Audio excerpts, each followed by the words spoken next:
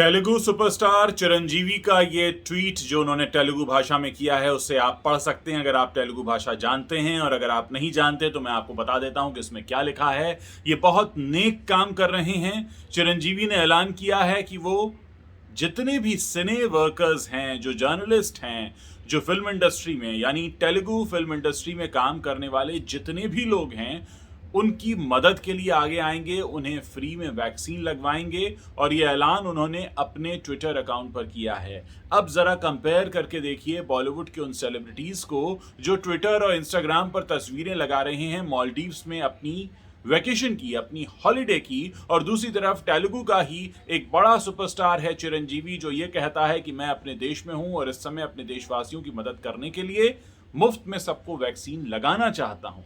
ये होता है फर्क। मैं बार बार आपको ये बता रहा हूं, मुझे मालूम है, मैंने इस बात को ठान लिया है कि मैं आपको वो फर्क, वो जो अंतर है, उसका एहसास दिलाकर रहूंगा कि असली हीरोज क्या होते हैं। पर्दे पर मार धाड़ कर लेना हीरोइज्म नहीं होता।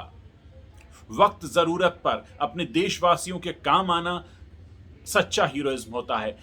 जितने भी बॉलीवुड के स्टार्स हैं जो इस समय विदेशों में छुट्टियां मना रहे हैं, उन्हें चिरंजीवी से भी सीखने की जरूरत है। चिरंजीवी फ्री वैक्सीन लगाने का ये काम अपोलो 24/7 के सहयोग से करने वाले हैं।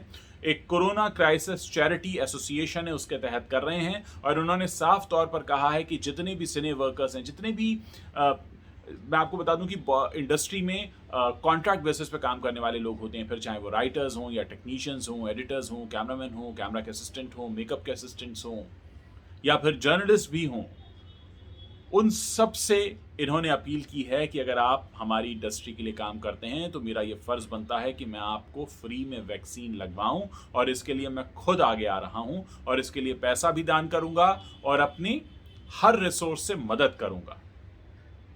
इन्होंने जो ट्वीट किया है तेलुगु में, उसका हिंदी अनुवाद मैं आपको बता रहा हूं। ये लिखते हैं कि 22 अप्रैल से फ्री वैक्सीन ड्राइव शुरू होगी। मैं 45 साल से अधिक उम्र के सभी सिने वर्कर्स और जर्नलिस्ट से आग्रह करता हूं कि वो आगे आएं और वैक्सीन लगवाएं। अगर आपके लाइफ पार्टनर भी इस उम्र की लिस्ट में आते हैं तो उन्हें भी वैक्सीन लगवाने के लिए लेकर आएं। ये वैक्सीन ड्राइव 1 महीने तक चलेगी। पिछले साल भी चिरंजीवी ने रिलीफ फंड में 1 करोड़ रुपए का दान दिया था, और उस वक्त कई और तेलुगु एक्टर्स ने, स्टार्स ने कोरोना से पीड़ित लोगों की मदद करने के लिए एक फंड बनाया था और सबने पैसे उसमें दान किए थे।